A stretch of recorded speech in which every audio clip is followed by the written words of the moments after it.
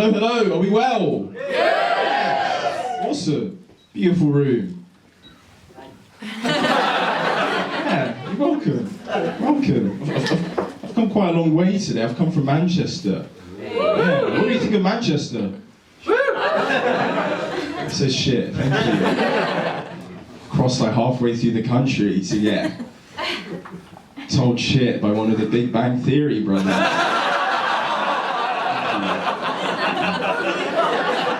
But yes, Manchester's brilliant. I love it. I haven't lived there too long, actually. And this might sound weird, but I've noticed there's quite a lot of middle-aged women in clubs in Manchester. There's nothing wrong with it. It's actually quite nice to see older people go out and have a good time. But in the queues for clubs, they literally look at me like RoboCop. They're like, black male, 6'1", sperm count 1.3 billion.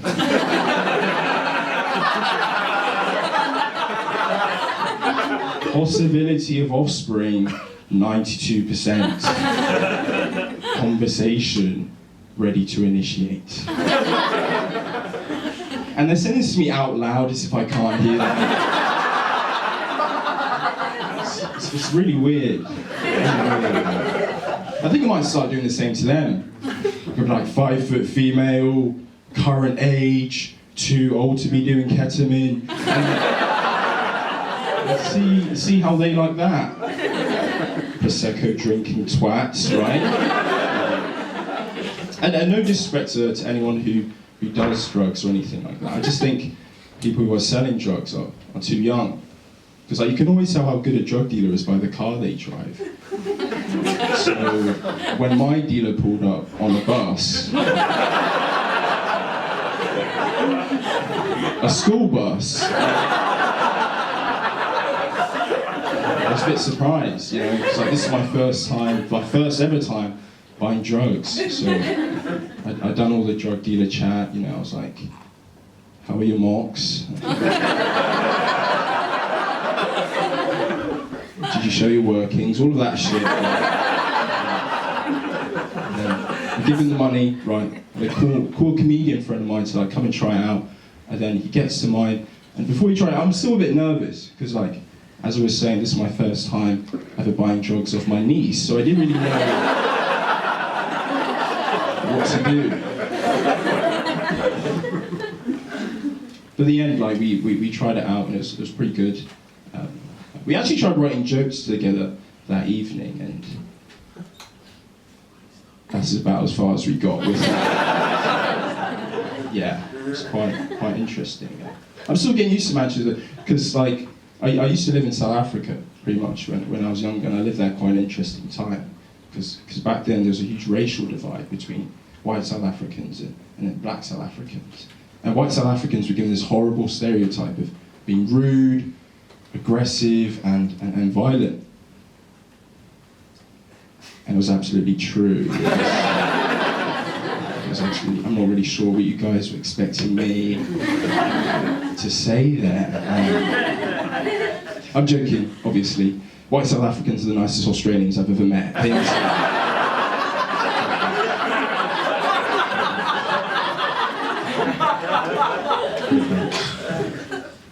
Excellent rugby players, whatever sport they made up. Brilliant, lovely. And I was living with my mum in South Africa, right? My mum's a bit of a character. Because like, you probably heard of comedians talk about the hecklers they've had, but none of theirs gave birth to them, right? Mine did. I remember for my first gig, I asked my mum, what should I do when I'm talking to all these people? And she said to me, don't look them in the eye, just look straight. I was like, Mum, why are you shouting? We are in Aldi self-checkout. I'm trying to steal a pan of chocolate.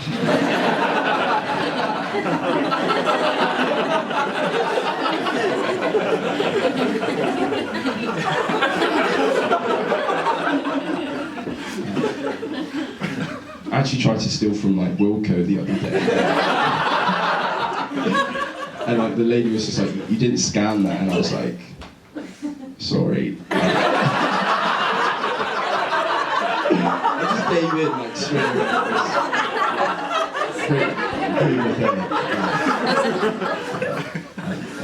I'm in uni now, which is cool, which is pretty nice. I'm in uni. I actually really like it. Live in like a uni house and things like that.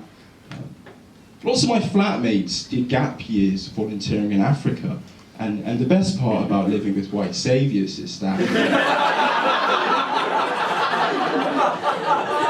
when they're not making me watch the coronation over and over, or building me a school right, they're trying to put me on black music, as if I don't know what that is. Like, yes, Annabelle, I know who Bob Marley was. I don't need you to tell me for the 5th time today. Now can you stop using that flag as a bedsheet, please?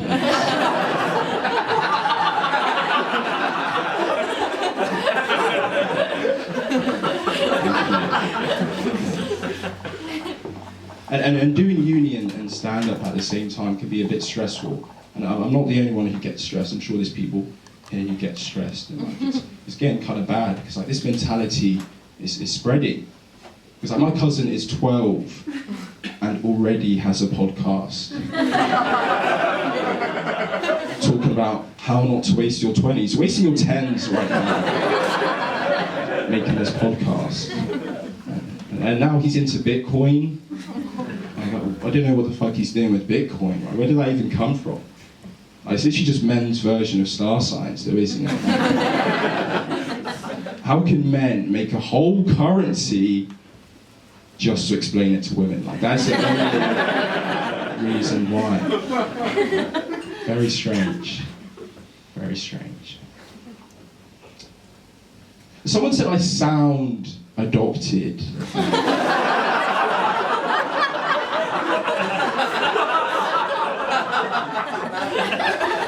I was like, all right, Dad, calm down. I'm not sure why you're saying this to me on a family holiday. At border control, I don't know why.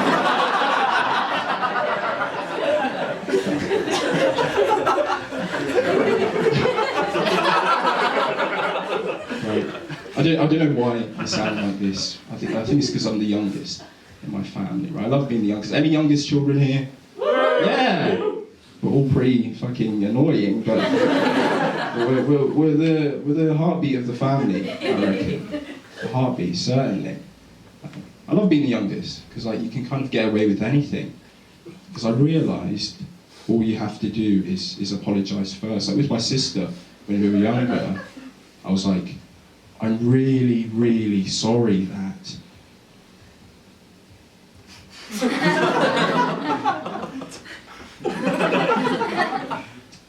I ate your hamster. Not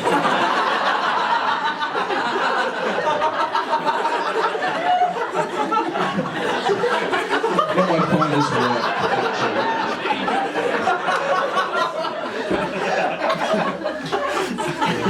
actually. Gonna keep plowing through.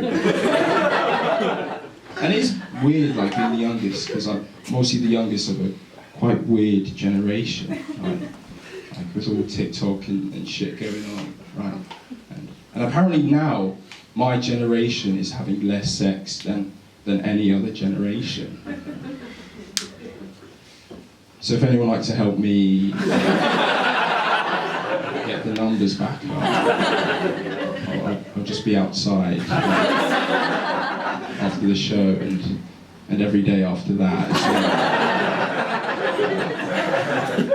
And to like kind of get over this like youngest child, like weird generation stereotype. I've been trying to do like some self-improvement, trying to drink less. Not for myself, mainly because my mum, she doesn't really like it when I drink. Like whenever I come back from a night out, she always gets really close to my face and tries to smell the alcohol on my breath. And there was one time she got so close to my face that we spent 5 minutes kissing and tonguing and snogging. It was still an Audi self-checkout,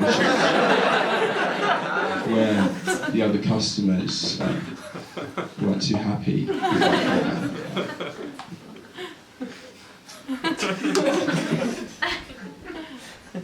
Bit surprising from Bristol to kind of have that level of reaction. I've also been trying to watch the news more as well. Like that's a pretty grown-up thing to do. I've been trying to do. I've just seen a lot of bad news for the Tories. Like I kind of feel for them, right? Because like they've never had their own TV show. He's blowing bubbles. So fucking 4-year-old. What's going on?